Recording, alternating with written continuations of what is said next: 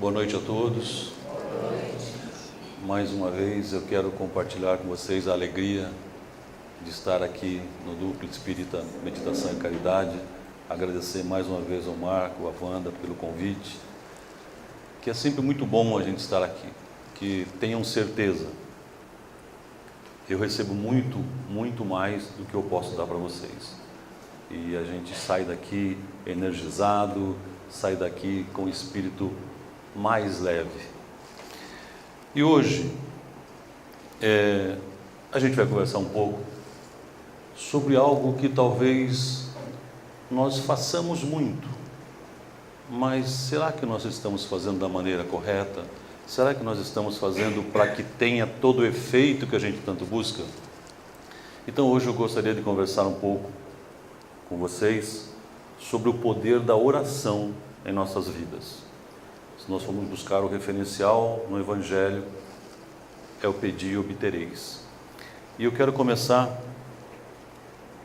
lendo para vocês uma oração que eu achei, um texto que eu achei, que é muito significativo. E diz assim: Senhor, que és o céu e a terra, que és a vida e a morte, o sol és tu, e a lua és tu, e o vento és tu. Tu és os nossos corpos e as nossas almas, e o nosso amor és tu também. Onde nada está, tu habitas, e onde tudo está, o teu templo, eis o teu corpo. Dá-me alma para te servir e alma para te amar. Dá-me vista para te ver sempre no céu e na terra, ouvidos para te ouvir no vento e no mar, e mãos para trabalhar em teu nome. Torna-me puro como a água e alto como o céu. Que não haja lama nas estradas dos meus pensamentos, nem folhas mortas nas lagoas dos meus propósitos. Faz com que eu saiba amar os outros como irmãos e servir-te como a um pai. Minha vida seja digna da tua presença, meu corpo seja digno da terra, tua cama. Minha alma possa aparecer diante de ti como um filho que volta ao lar. Torna-me grande como o sol, para que eu possa adorar em mim, e torna-me duro, puro como a lua, para que eu possa rezar em mim, e torna-me claro como o dia, para que eu te possa ver sempre em mim, e rezar-te e adorar-te. Senhor, protege-me e ampara-me. Dá-me que eu me sinta teu.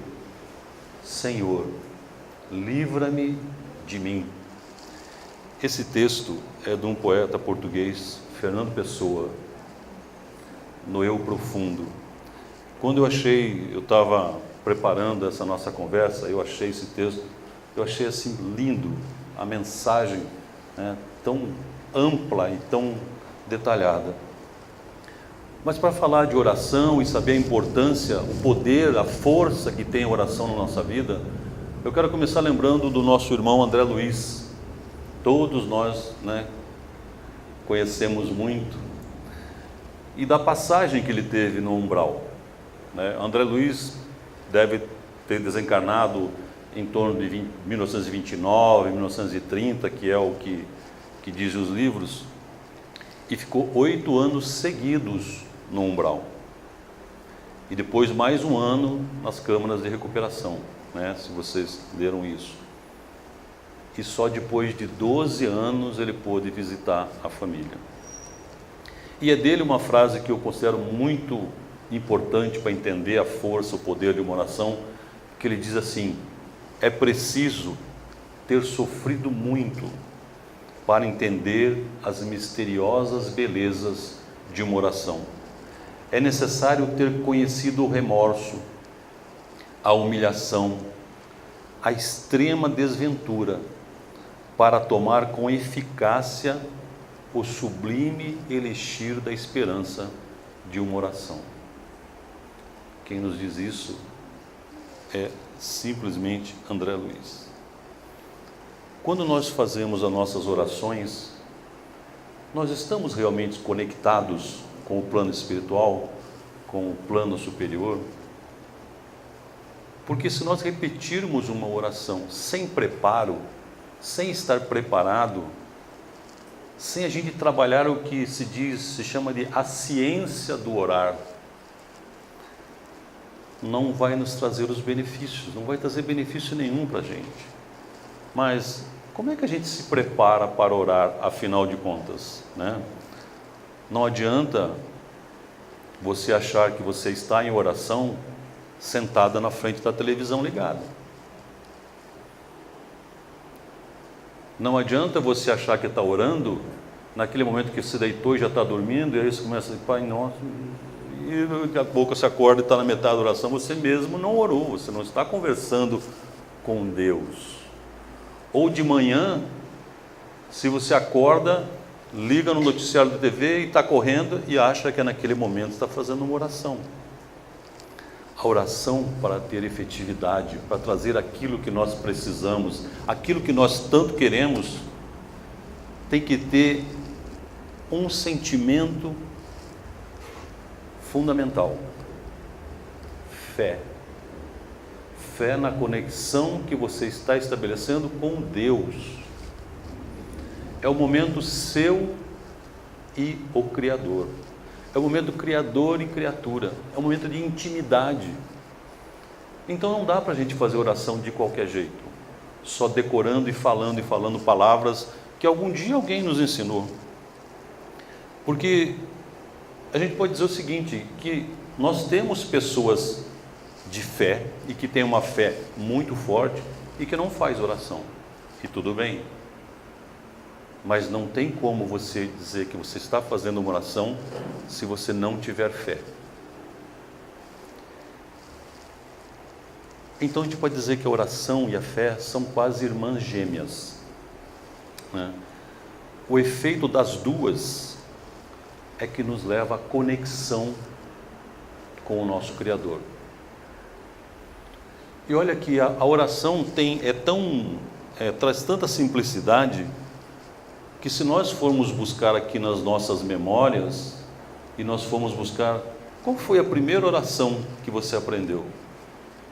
Eu me lembro que eu morava com os meus avós, e a primeira vez isso ficou muito marcado. A minha avó, ia dormir um dia, minha avó falou assim, não, vem aqui, antes de dormir você precisa orar. E assim, para um menino pequenininho, né? Mas o que é orar, avó? Vou falar o quê? Falava assim, comece aprendendo essa. Com Deus me deito, com Deus me levanto. Muitos aqui conhecem isso. Muitos de nós aprendemos isso lá alguns anos atrás, né? Mas eu achei uma música que nos ensina esse preparo para orarmos. É esse momento que é seu e de Deus, só de nós dois. Essa música é uma música do Gilberto Gil e diz, se eu quiser falar com Deus. Olha a letra que essa música nos traz. A primeira estrofe diz assim, e fiquem tranquilos que eu não vou cantar, vocês não correm esse risco, né? Porque se eu cantar aqui pode ser que me coloque em tratamento, né? Então vamos só prestar atenção na letra. E a letra dessa música diz assim, começa a primeira estrofe, se eu quiser falar com Deus, tenho que ficar a sós, tenho que apagar a luz, tenho que calar a voz, tenho que encontrar a paz, tenho que folgar os nós dos sapatos, da gravata, dos desejos e dos receios, tenho que esquecer a data, tenho que perder a conta, tenho que ter mãos vazias, ter a alma e o corpo nus. O que isso quer nos dizer? E isso é nosso preparo para a oração. Quando eu estou orando, quando eu estou falando com Deus, eu tenho que estar por inteiro com Ele. Nesse momento, não dá para eu estar fazendo outras coisas. Tenho que estar a sós, é um sentido de solidão, mas não aquela solidão sofrida. É um sentido de solidão que permite essa intimidade com o Criador. Então não tem como você dizer que está fazendo uma oração com a televisão ligada. Não dá, você não está em intimidade, conectado com Ele plenamente. E quando eu consigo isso, quando eu estou a sós com Ele, isso me aproxima dos meus momentos em que eu vou expressar a minha necessidade. Porque nós vamos orar por alguns motivos. Para pedir,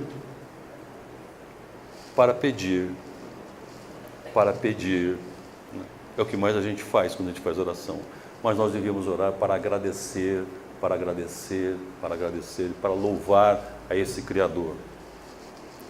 E quando eu estou e me isolo assim, eu começo a compreender melhor aquilo que eu estou pedindo. Eu preciso mesmo? Eu necessito daquilo que eu estou pedindo para crescer e evoluir espiritualmente? Ou eu estou pedindo algo que, porque alguém tem, porque eu acho bonito, porque é importante? Essa luz que ele diz que eu devo apagar é aquela luz das questões exteriores. Não dá para você pensar que você está conversando com Deus e pensando assim: meu cartão de crédito vai vencer amanhã. Nossa, não dá. Esse é o momento para você se desligar da exterioridade, né? Porque essa materialidade, esse apego à materialidade exacerbada, nos leva a ficar pedindo mais coisas materiais. E vejam que oportunidade riquíssima, lindíssima que nós temos de estar conversando com Ele. A única maneira que eu tenho de calar a voz interior que diz na música é esvaziar o meu espírito desses pensamentos perturbadores. É buscar silenciar a minha mente e sentir esse Deus.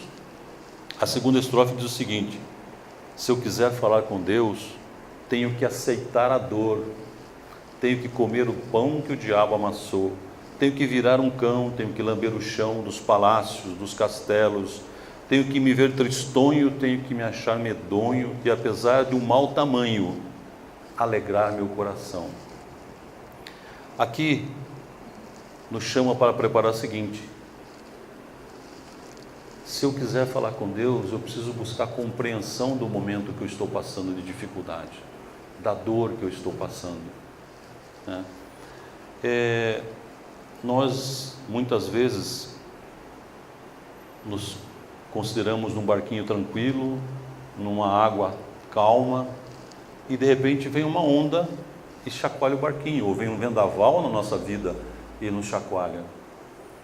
Para que eu converse com Deus e busque a compreensão, eu tenho que ter a fé que esse Pai sempre quer o melhor para mim.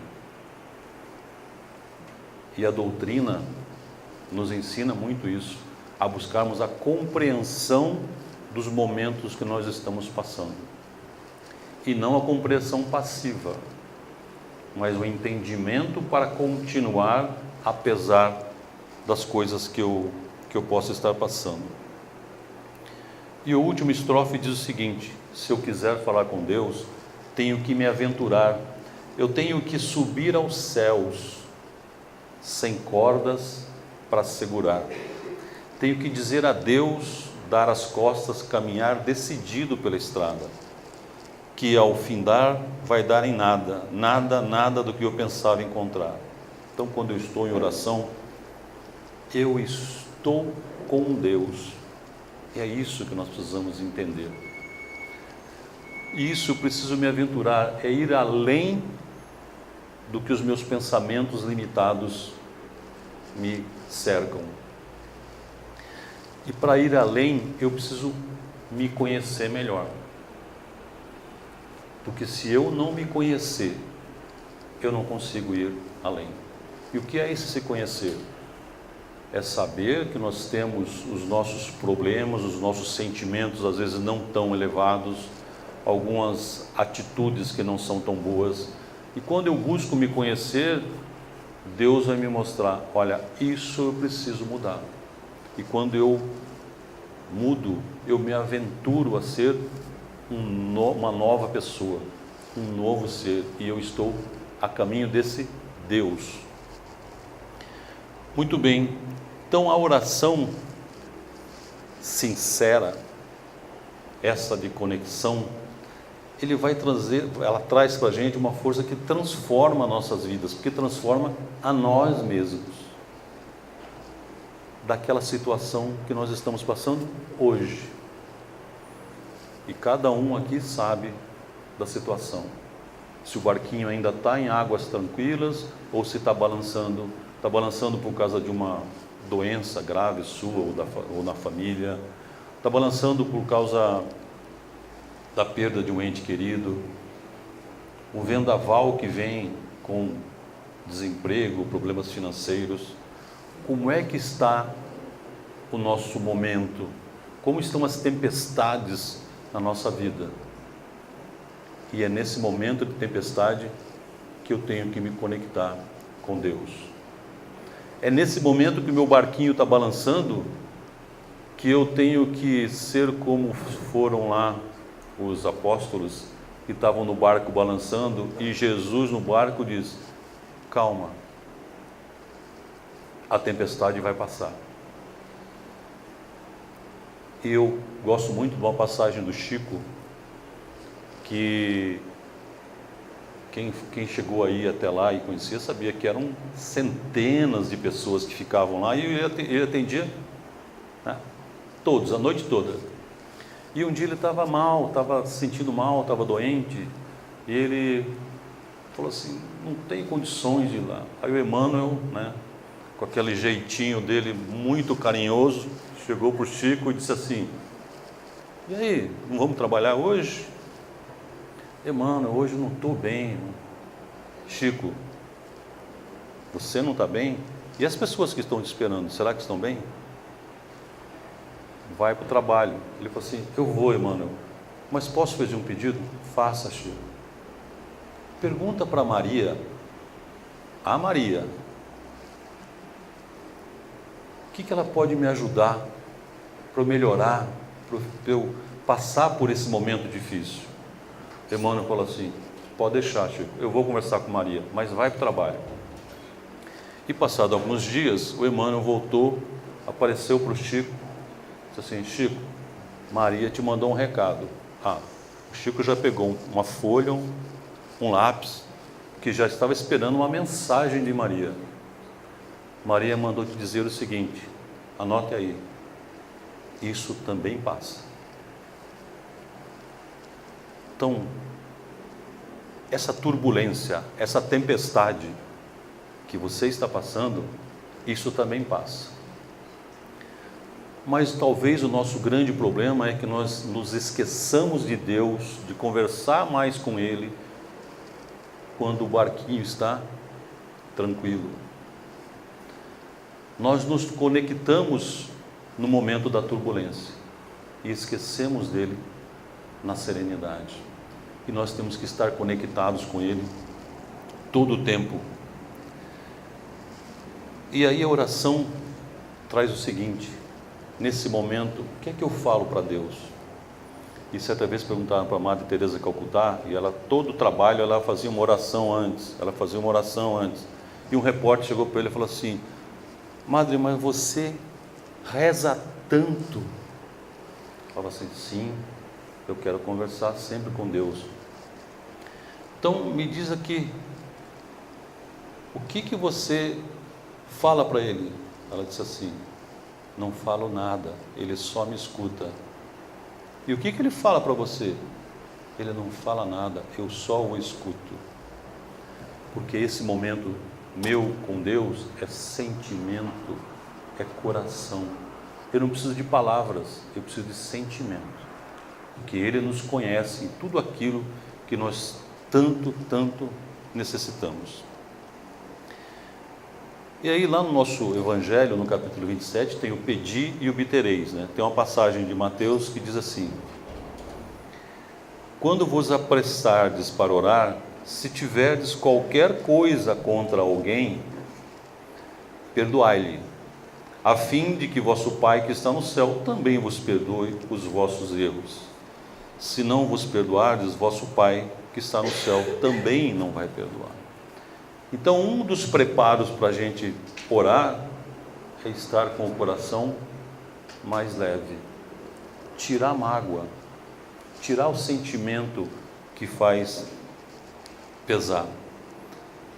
Mas qual é a oração que nós mais sabemos, que mais praticamos e quase todo mundo sabe? A oração do Pai Nosso, não é?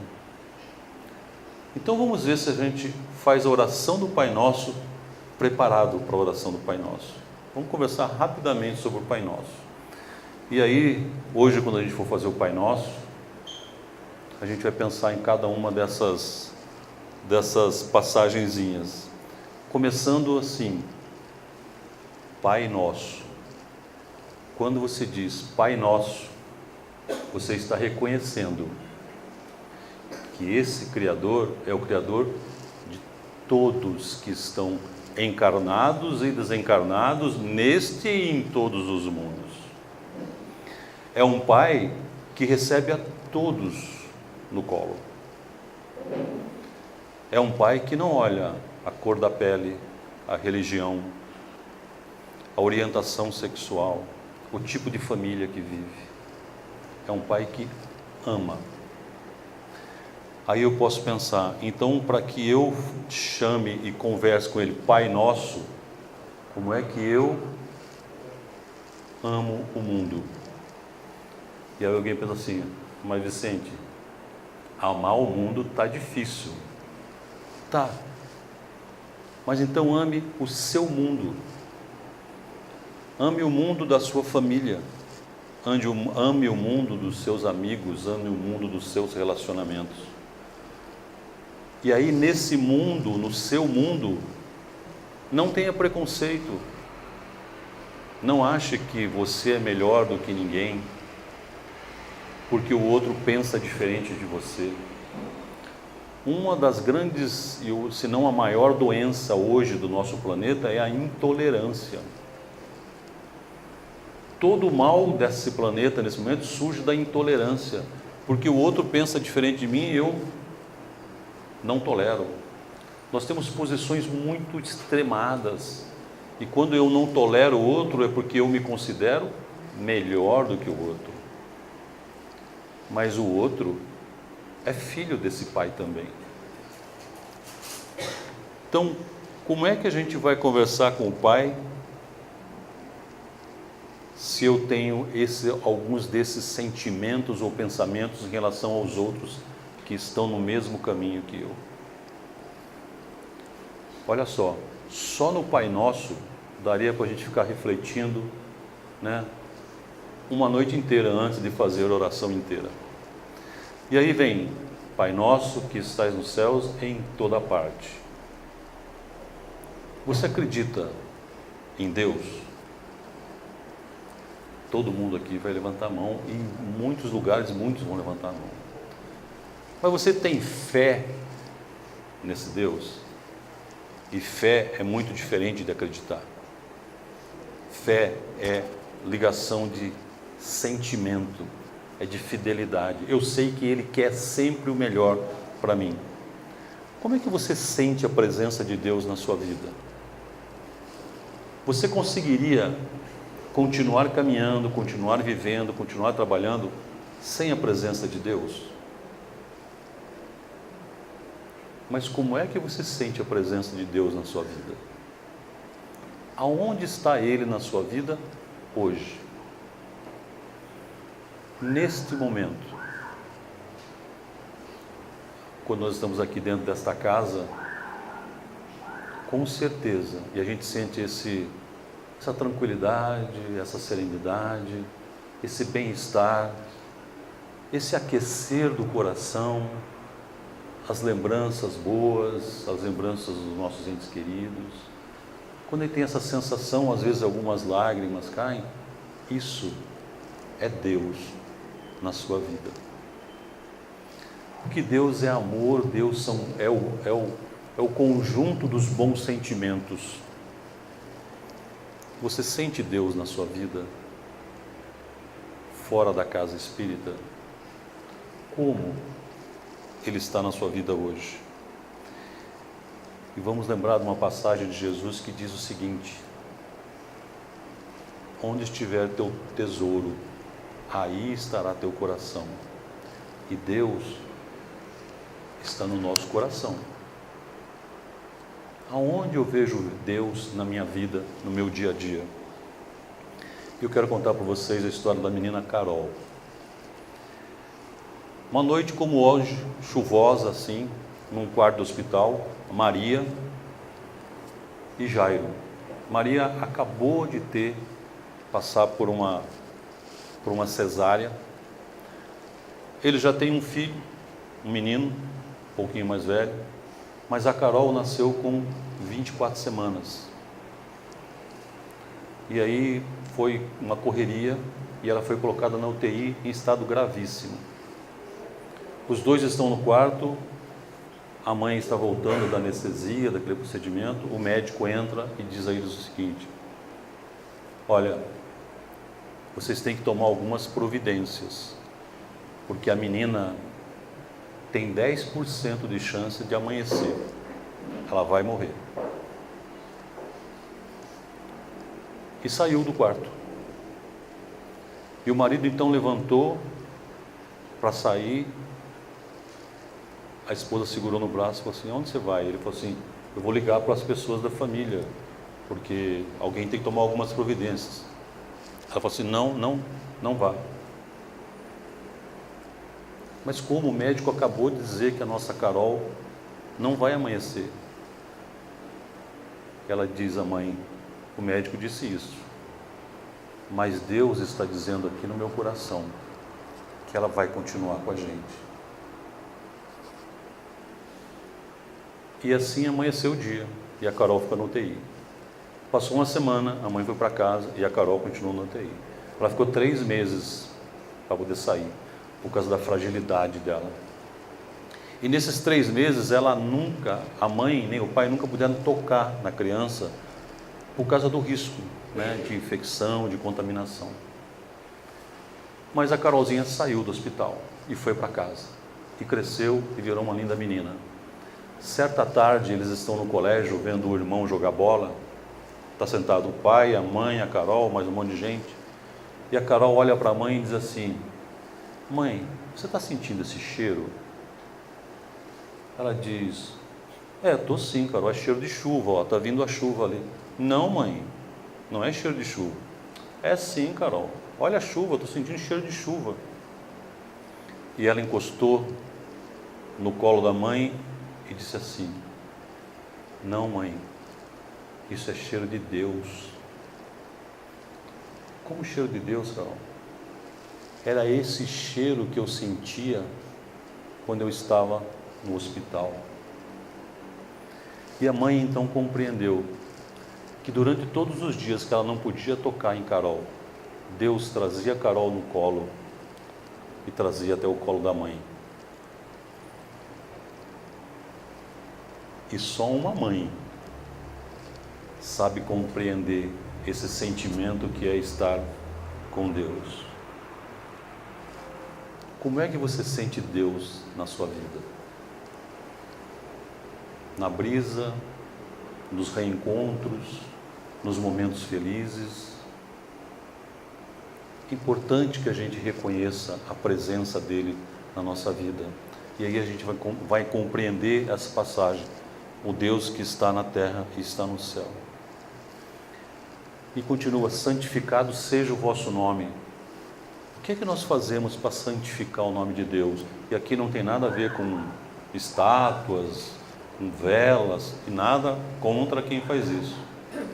Nós santificamos esse Criador quando nós trabalhamos, compreendemos que a nossa missão, a nossa tarefa encarnados é compartilhar amor,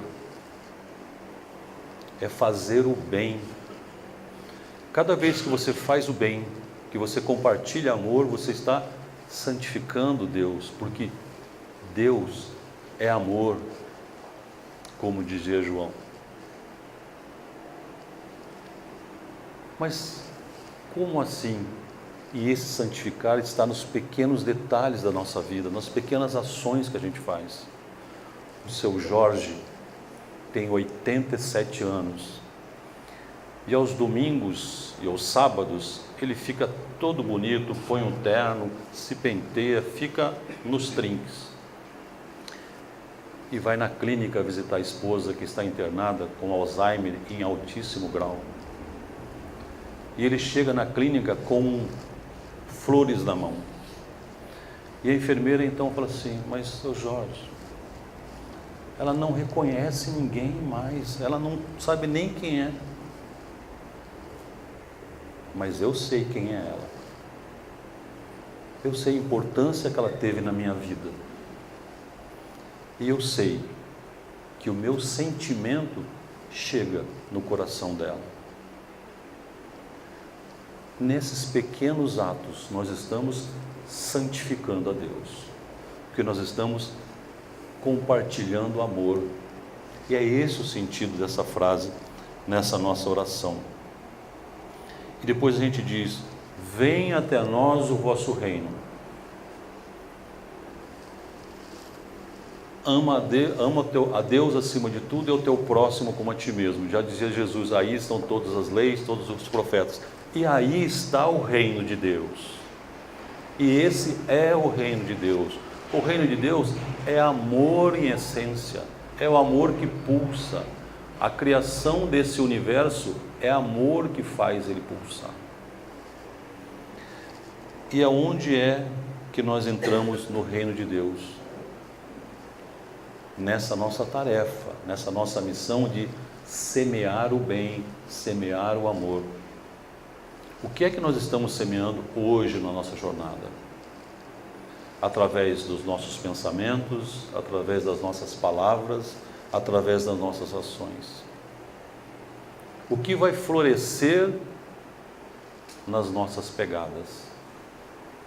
Quando nós chegarmos ao final do caminho e partirmos para o plano espiritual, se nós olharmos para trás, quais flores nós vamos enxergar? Como estará o jardim que nós viemos aqui para cultivar? Um jardim que só recebe uma semente, semente do amor. Nada mais floresce nesse jardim a não ser o amor. Perdão é amor, caridade é amor, paciência é amor, tolerância é amor. Nesse jardim divino, só o amor floresce. E nós estamos aqui para isso. Depois nós passamos para outra frase, que nós falamos muito, mas talvez ainda não estejamos entendendo bem o que quer dizer. Seja feita a vossa vontade, assim na terra como no céu. Quando eu digo, seja feita a vossa vontade, eu estou dizendo para o meu Criador: olha, tudo o que vai acontecer na minha vida, eu sei que é por permissão sua. E aí, a gente pensa assim: seja feita a vossa vontade, mas não dá para ser igual a minha? E aí, quando não sai bem, as coisas na vida não estão bem do jeito que nós queremos, nós ficamos melindrados, ficamos com picuinha, ficamos com teimosias, como espíritos infantis fazendo teimosia. Mas nós temos fé ou não temos fé nesse Pai? Quando eu digo para ele, seja feita a vossa vontade, e as coisas não acontecem, ou as coisas acontecem diferente na minha vida, quando eu brigo com ele, quando eu me revolto contra Deus, e algumas vezes nós dizemos algumas frases que são muito fortes e muito doloridas e que nós não nos percebemos. diz assim: por que que isso aconteceu com essa pessoa? Por que isso comigo? Isso sem contar algumas pessoas que dizem assim, né? Se fosse uma pessoa boa, teria morrido. Olha quanto amor ao próximo, né? Por que comigo? Quer dizer que se acontecer com o vizinho, beleza, mas comigo não. Olha como a oração do Pai Nosso tem um sentido e uma profundidade que não é tão raso como a gente faz. Então, quando eu digo, seja feita a vossa vontade, eu me coloco em conexão com esse Pai e compreendo. Ele sabe o que é melhor para mim. Mas nós aceitamos isso? Será que é tão fácil assim?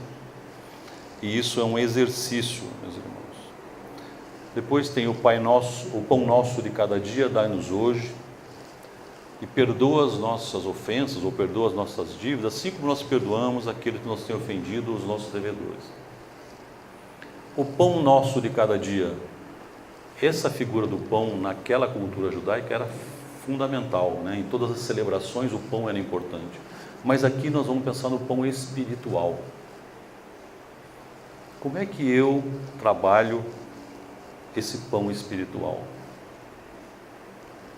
E aqui tem muitas mulheres que sabem bem como é que faz pão, né? O básico.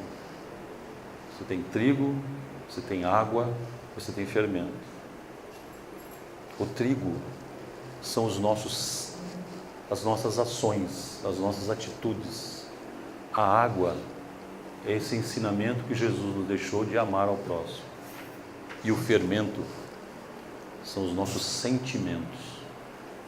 Se o nosso pão divino talvez não cresça tanto, não esteja crescendo tanto, é porque talvez os sentimentos, o fermento não esteja sendo bom ou melhor. E um ponto que é o perdão, perdoa as nossas dívidas ou os nossos ofensores. É fácil perdoar? A gente sempre diz não. É fácil amar? Você ama alguém, não ama? Ou ama sua família, seu filho, seu pai, seu companheiro, sua companheira, seu amigo, você ama. E é fácil amar. É fácil sentir raiva? É, né? Sabe aquela hora que você está na fila do supermercado e a fila do lado está andando e você muda e aí aquela fila para e a outra começa a andar? Aquele sentimentozinho que vem lá no estômago, é raiva isso, tá, gente? Não é um sentimento legal. E é sempre assim, se mudou de fila, a sua para. Já pensou nisso? Né? Mas sabe por que a gente ama e por que a gente sente raiva com tanta facilidade? Porque a gente pratica. A gente faz muito isso. E por que é tão difícil perdoar? Porque a gente não pratica. E para falar com Deus, eu preciso estar sem mágoas, limpar aqui o meu coração. E finalmente não nos deixa, livra-nos de todo mal e não nos deixa cair em tentação. Esse não nos deixa cair em tentação é mais ou menos no final daquela oração lá do nosso amigo, que diz assim: livra-me de mim mesmo. Porque nós trouxemos de outras encarnações a ideia de que a tentação é fora de nós, não é isso? Parece que Deus criou alguns espíritos, algumas criaturas, para ficar ali atrás do poste assim: hoje é você, eu vou te tentar. Não. Essa tentação nasce aqui dentro. Se eu tenho sentimentos inferiores, se eu tenho uma vibração que não é tão boa, eu estou atraindo para próximo de mim esses irmãozinhos que têm essa vibração mais inferior também. E aí a gente ainda chama o coitado de obsessor, né? Ele é um obsessor. Nós estamos atrapalhando não só a nossa vida, mas a vida de quem está desencarnado também. E eu digo sempre o seguinte, que a desculpa de quem comete erros, e todos nós em algum momento já cometemos, primeiro é o seguinte: quando você está fazendo alguma coisa errada, você sabe que está fazendo alguma coisa errada. Sabe, lá dentro você sabe. E aí alguns falam assim: mas é porque a carne é fraca. Olha, em todos esses anos de espiritismo, eu nunca vi um corpo andando na rua e o espírito dormindo em casa. O espírito que conduz as ações, os pensamentos, as palavras. Então, livra-nos, das tentações o que é que eu estou fazendo para não ter esses pensamentos e não cair nisso. E aí a gente conclui a oração com assim seja. Que quer dizer o seguinte, quando eu digo isso a Deus, eu estou conversando com Ele. Que eu possa fazer a minha parte nesta jornada. Porque falar com Deus é um momento lindo na vida de cada um de nós, que nós devemos aproveitar. E não precisa ser de meia hora, é um segundinho que você se conecta e sente Ele aí dentro do coração.